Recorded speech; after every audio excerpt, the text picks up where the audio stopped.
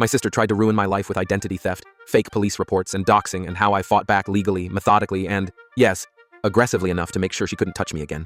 I still remember the day I noticed the first weird email like it was a bruise forming. Small, dark, and easy to ignore if I wanted to. It was from my bank's fraud department. A notification about a wire transfer I hadn't authorized. I was at my desk, half asleep with a coffee in one hand, and my stomach dropped like I'd been pushed down a flight of stairs. At the time, it felt like an administrative headache. Mistakes happen. Banks make errors. But the second alert came, this time an automated message from my email provider about a password reset. I sat up straight. The reset had been requested at 2:14 a.m. I stared at the timestamp until the numbers blurred. My sister, Hannah, had been off and on chaotic for years. Flaky jobs, one bad breakup after another, and a habit of borrowing money she didn't return. But she was family. So when the first voice in my head said, maybe it's a mistake, another, nastier voice said, if it's Hannah, she'll escalate. I didn't want that voice to be right, but it was. 2 days later, my girlfriend sent me a screenshot of a DM from some burner account showing a cropped conversation that made it look like I'd been flirting with someone at work. A friend called to ask if the rumors were true. Someone had told them I'd been acting strange at a bar. My mother texted, "Did you get a visit from the cops?" I had not, but the message was ominous enough that my palms started to sweat. I shut my laptop, took a breath, and did two things I would come to be ridiculously grateful I'd done. I called the bank and the email provider, and I didn't yell.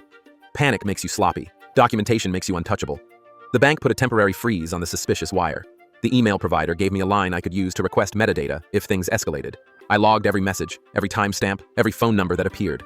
I made a folder called Evidence and started filling it. The next week was the week my life got messy in a way you know will always be there, like a scar that sometimes itches. Someone with a vendetta, started a dossier and made it public. My home address appeared on an anonymous social post with a headline that read, "Is this the cheat? Beware." My phone blew up with calls from blocked numbers. A fake charge appeared on my credit card for a city I'd never been to. That's when I knew it had to be Hannah. Not because I'd caught her in the act, yet, but because of how she'd always done things. Petty, loud, personal. The tone matched. The timing. She'd been at my parents' place the weekend before, helping them with the roof, which in her language meant she'd snooped through my dad's laptop while he napped. The proof wasn't in a single piece of data. It was in a pattern I recognized. I could have confronted her. I could have screamed and called her a monster in front of my mother. I didn't. Instead, I laid a trap that would leave little to argument. Step 1. Secure the perimeter. New passwords, multi-factor authentication where it existed, financial alerts set to scream into my phone the moment anything odd occurred. I called my landlord and asked the building's superintendent if anyone had been lingering around my mailboxes. I told my girlfriend to screenshot and not respond to any more messages. I changed my locks. Step 2. Collect witnesses without turning it into a soap opera.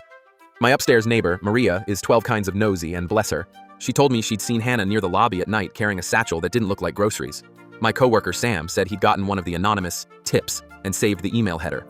These weren't massive things on their own, but they were pieces. Step 3. Go legal. I filed a police report with everything I had.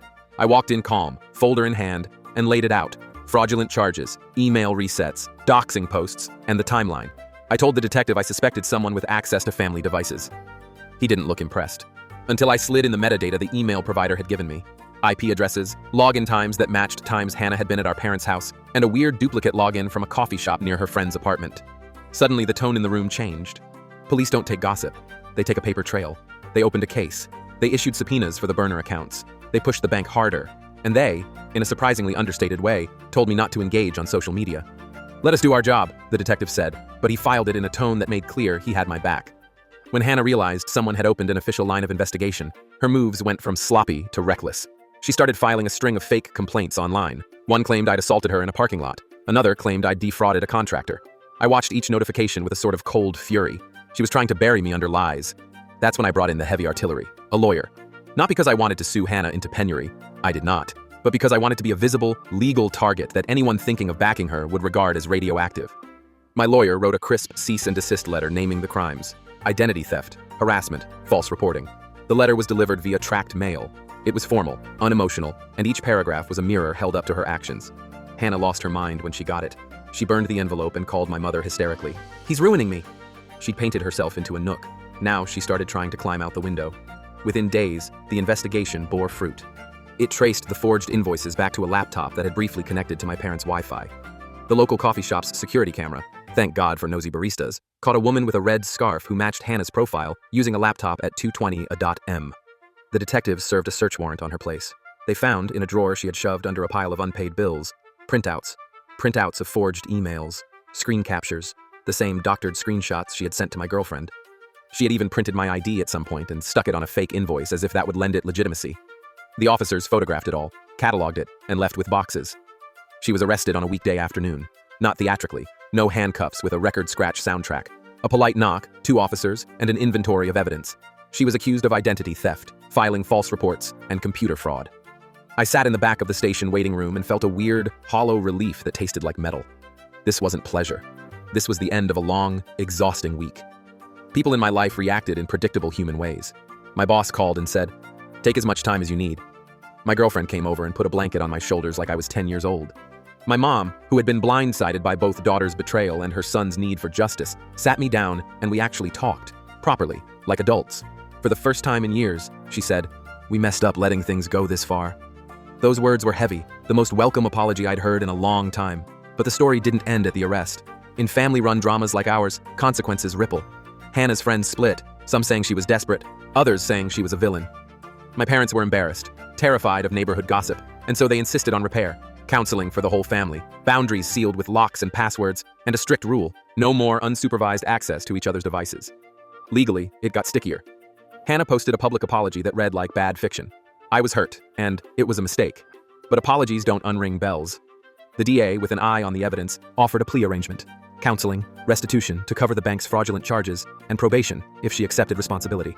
It wasn't a get-out-of-jail-free card, but it offered a path to some form of repair that the criminal process also sometimes tries to provide. What I learned from the months that followed was a kind of brutal curriculum: how fragile reputations are, how quickly trust evaporates, and how valuable a calm, meticulous response can be when someone unloads chaos at your life. I could have roared. I could have run to social media and had my drama become everyone's dinner. Instead, I kept a steady bank of facts. I answered questions with documents. I let authorities do their job. I used the law like a shield until it turned into a sword. There were humane parts to it too. My lawyer insisted I invite Hannah to family counseling sessions as part of the civil process if she entered the plea. I did. Not because I expected a miracle, but because sometimes the scariest thing to a person who's used cruelty as a tool is the silence of people who used to love them. In the first counseling session, she cried and genuinely seemed small and lost. But the hurt she caused had already been measured in legal pages. Tears didn't reverse bank transfers or unsend doxing posts. People asked me later if I felt vindictive. I didn't. I felt exhausted, and honestly, exhausted is a quieter emotion than revenge. But there was a practical satisfaction when HR sent that formal email clearing me at work, or when the bank reversed all fraud charges, or when a mutual friend texted sheepishly, "I'm sorry I asked you about that rumor." Those moments weren't revenge, as much as they were balance being restored. Months later, Hannah completed her restitution and probation, and as part of the deal, the court ordered no contact for a period. That didn't fix the family dinner table, but it put a legal barrier between us that I wouldn't have thought I needed when I was 20 and idealistic. It turns out sheltering yourself is sometimes necessary when someone you love breaks the basic contract of decency. The last time I saw her, years after the arrest, it was at a family lawyer-mediated meeting. She looked older in a way that wasn't about age, thinner, eyes measuring everything. She said, "I was selfish. I'm sorry." I took a breath and said, "You did real damage. You should be held accountable." There was no hug. There was no reconciliation. There was accountability, papers signed, restitution finished, and a new map for what family meant: limited, structured, and guarded. If there's a blunt moral to this long mess, it's twofold. First, document everything. The person doing the harm hopes you'll be loud and chaotic. Don't give them that power. Second, call the professionals: lawyers, cops, IT. These are not enemies. They are the apparatus built to restore order when someone weaponizes lies and technology. And the quieter thing I tell myself now is this: you can be merciless and still humane. I chose to be firm, methodical, and yes, a little ruthless in the paperwork sense. I didn't humiliate her publicly. I let the legal mechanisms reveal the truth. That felt cleaner than any private revenge. The scar remains. Family dinners are different. My mother sometimes looks at me with that blend of love and apology that I will take while also recognizing its limits. My sister lives in another state now, with a record that will shape the rest of her life. I imagine days when she regrets what she did in the private, heavy way only conscience allows. 10 minutes of story doesn't contain all the late-night anxiety, nor the small acts of rebuilding trust. But the core is simple. When someone decides to make your life their project to destroy, the best kind of answer is the one that removes their ability to do more harm. Not loud, not petty, effective. And if you ever find yourself in that quiet, terrible place where your family member has chosen to become your enemy, do the boring, steady work of evidence, law, and boundaries. It won't make the hurt vanish, but it will stop the lie from spreading. And that, in the end, is a kind of peace.